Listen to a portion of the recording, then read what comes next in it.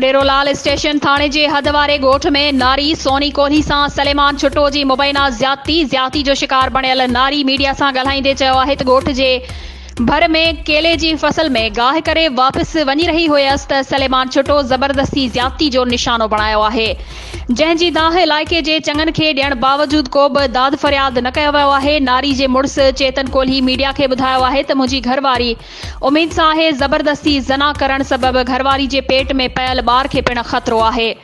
मुंहिंजी घरवारी खे मुसलसिल रत हली रहियो आहे। हुननि IG Sindh, DIG Hyderabad, SSP Matiari ऐं सियासी समाजी धुरियुनि खां मुतालबो कयो आहे त ज़बरदस्ती ज़ना कंदड़ जवाबदार सलेमान छुटो खे गिरफ़्तार करे इंसाफ़ फ़राहम कयो वञे।